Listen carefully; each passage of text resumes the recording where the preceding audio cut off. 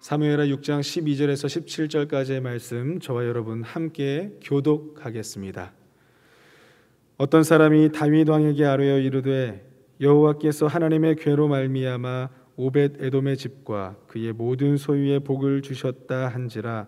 다윗이 가서 하나님의 궤를 기쁨으로 메고 오벳 에돔의 집에서 다윗 성으로 올라갈새 여호와의 궤를 맨 사람들이 6걸음을 가매 다윗이 소와 살진 송아리주로 제사를 드리고 다윗이 여호와 앞에서 힘을 다하여 춤을 추는데 그때에 다윗이 배 에봇을 입었더라. 다윗과 온 이스라엘 족속이 즐거이 환호하며 나팔을 불고 여호와의 궤를 메어오니라.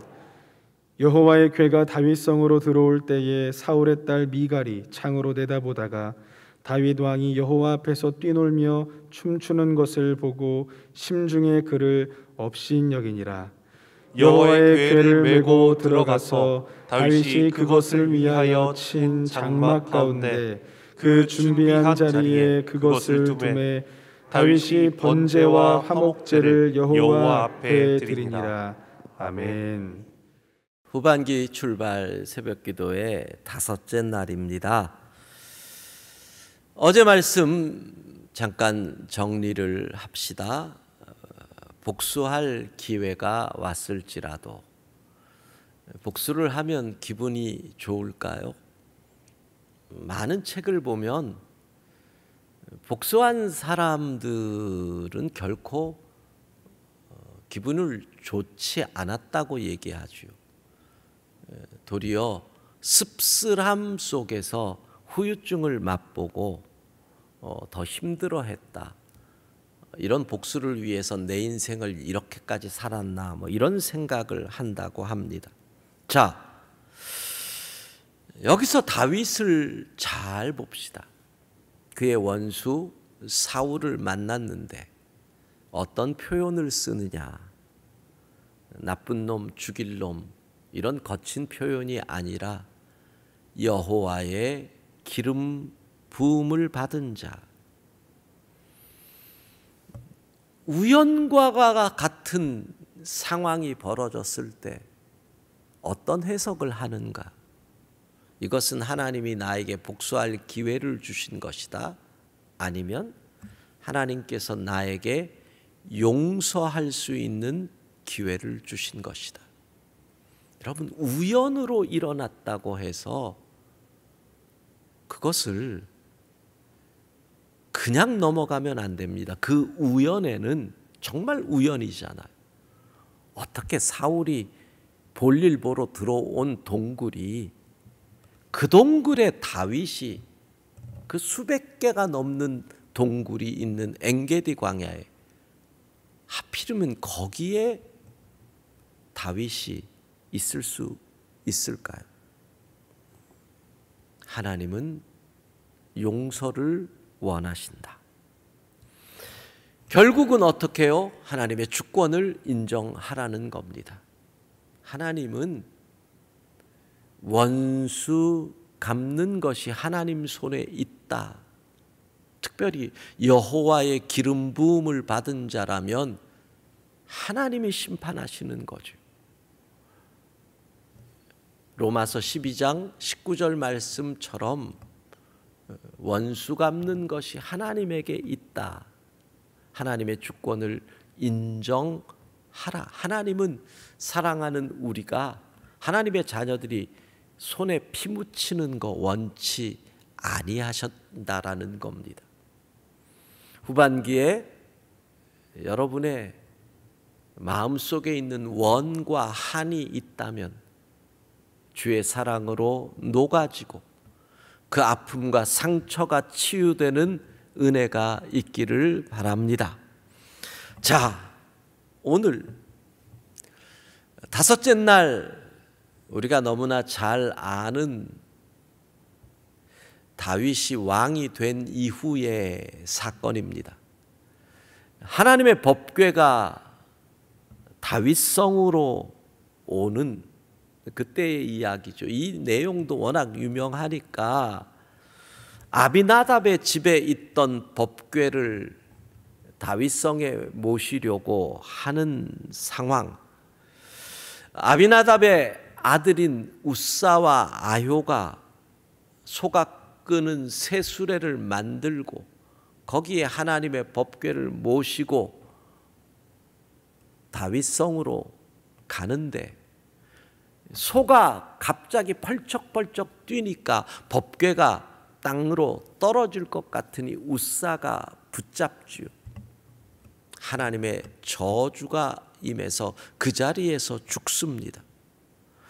다윗은 두려워서 법궤를 오벳 에돔의 집에 두고 다시 다윗성으로 가는데 3개월 만에 이런 소식을 듣습니다. 하나님의 법궤가 있는 오벳 에돔의 집이 복을 받았다. 하나님의 저주가 풀어졌다고 생각을 합니다. 그래서 다윗이 이제 가서 다시 법궤를 모시고 가는 내용이 오늘 본문입니다. 여러분, 뭔가 바뀌었죠?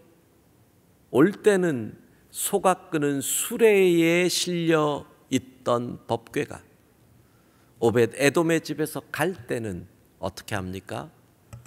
소를 잡고 양을 잡고 제사를 지내고 그리고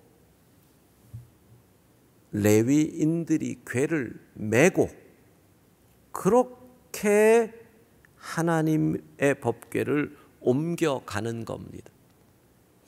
여기서 우리는 중요한 하나의 교훈을 받게 되지요. 그게 뭡니까? 그 3개월 다윗이 공부했다. 왜 이런 저주가 임했을지 다윗이 그냥 있지 않았을 거 아닙니까? 도대체 무엇을 내가 잘못했는지 여러분 문제가 생겼으면 고민하시고 말씀을 붙잡고 내가 무엇을 잘못했는가?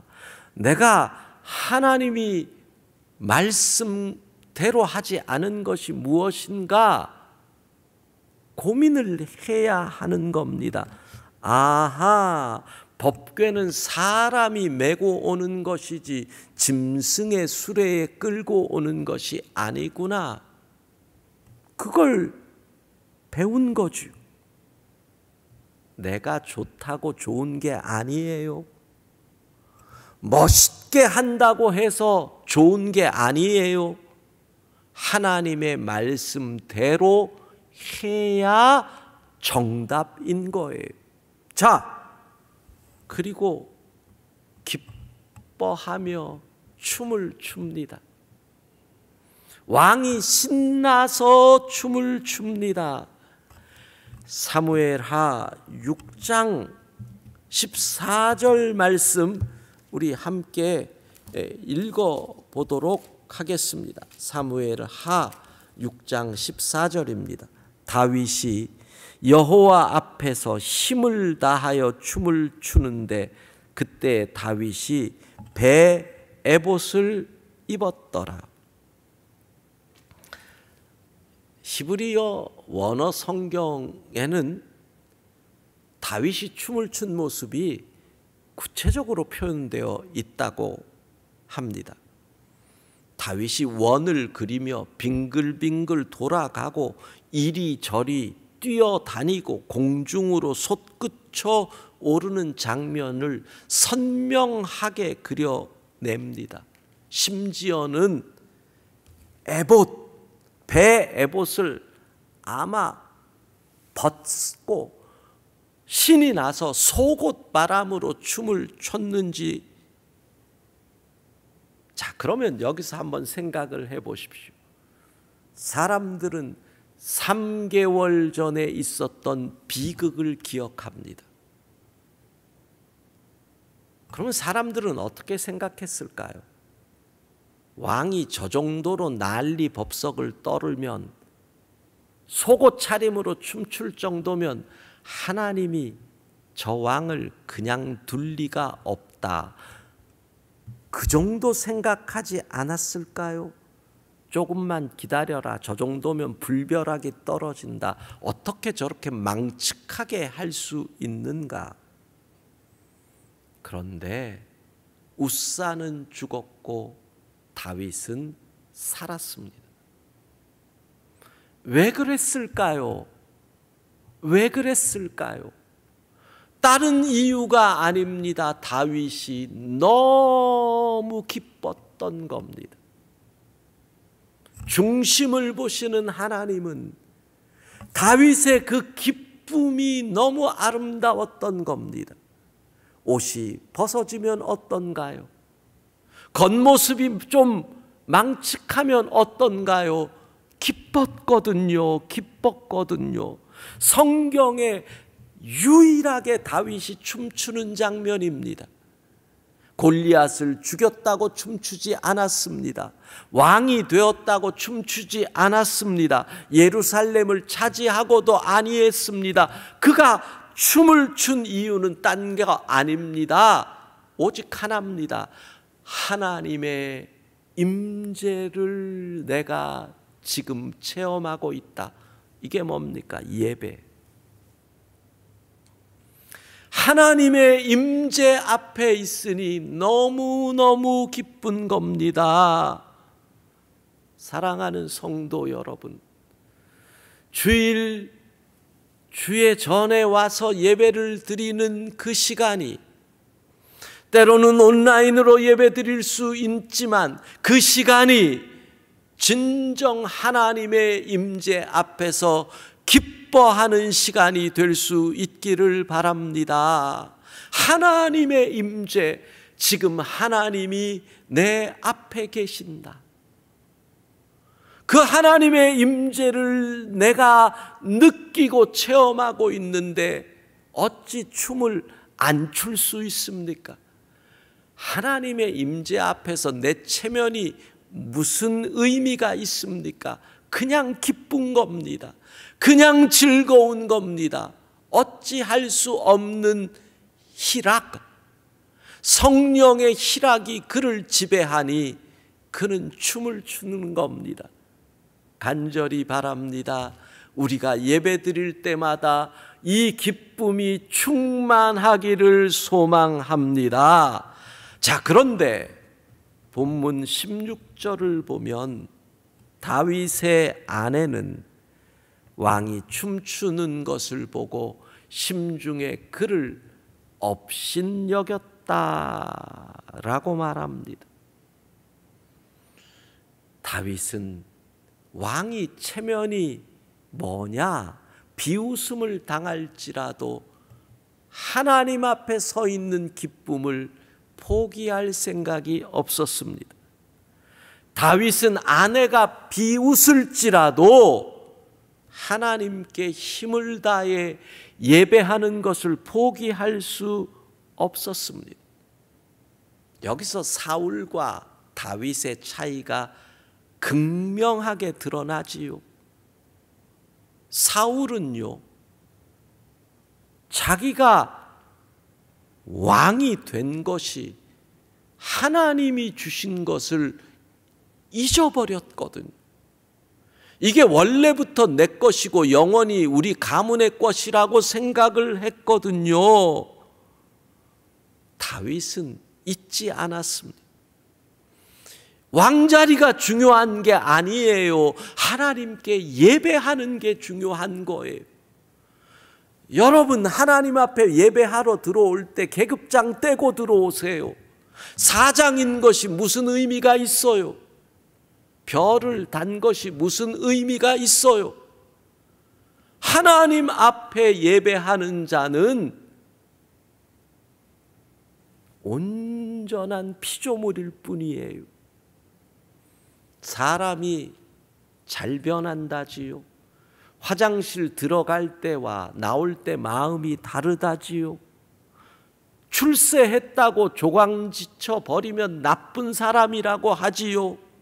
사울은 변했습니다. 이게 내 것이야. 그리고 어떻게 합니까? 내 자리를 지키려니 체면이 중요한 겁니다. 내 자리를 지켜야 하니 권위가 필요했던 겁니다. 내 자리를 지켜야 하니 힘이 필요했던 겁니다. 왕의 체면을 손상시키는 어떠한 일도 사울은 할 수가 없었던 것입니다. 여러분, 하나님을 예배하는 자는 비웃음을 각오해야 한다는 거지. 하나님을 예배한다는 것은 힘을 다한다는 것이죠. 하나님을 예배한다라는 것은 기뻐 뛴다라는 것이죠. 하나님을 예배한다라는 것은 나의 모든 것이 하나님으로부터 온 것임을 결코 잊지 않는다는 것이지요. 이 짧은 본문 속에서 우리는 예배자의 자세, 예배자의 기본, 예배자의 중심을 생각하게 됩니다. 코로나19로 인해서 우리의 예배가 어떻게 되었는지 조금 고민해 보시지 않으시겠습니까? 여러분의 예배에 기쁨이 있습니까? 여러분의 예배에 하나님의 임재가 느껴집니까? 여러분의 예배에 하나님의 영광이 충만합니까? 우리 다시 일어서야 합니다.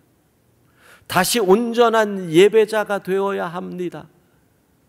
비웃음, 업신여김, 이것이 지금 이 시대의 수많은 미갈들이 우리를 향하여 업신여깁니다. 우리를 향하여 비웃습니다. 다시 정신 차려야 한다는 것입니다. 사랑하는 성도 여러분, 하나님의 임재 앞에서 진심으로 기뻐하는 온전한 예배자 될 수 있기를 주의 이름으로 축복합니다. 기도하겠습니다. 자비하신 하나님, 하나님의 임재 앞에서 기뻐 뛰며 춤을 추었던 그 다윗의 예배자의 모습을 우리가 회복하기를 원합니다. 코비드19의 긴 상황 속에서 어느새 우리가 무엇을 잊고 있는지, 정말 중요한 하나님을 예배하는 예배자임을 잊고 있는 것은 아닌지 다시 깨닫게 하시고, 다시 기억하게 하시고, 다시 회복시켜 주시고, 다시 몸을 쳐서 복종시키는 마음으로 하나님을 예배하게 하옵소서. 하나님의 임재, 그것 하나로 나는 너무 기쁩니다. 이 예배의 감격이 회복되게 하옵소서. 후반기를 출발하며 드리는 새벽 기도회 5번째 시간입니다. 주님, 우리가 드렸던 기도의 제목마다 기억하여 주시고, 후반기 하나님의 시간에 하나님의 방법으로 응답하여 주옵소서. 오늘도 우리의 삶의 자리를 지켜주시고, 우리의 자녀들 어느 곳에 있든지 주의 날개 그늘 아래 품어 주옵소서. 예수님 이름으로 기도합니다. 아멘.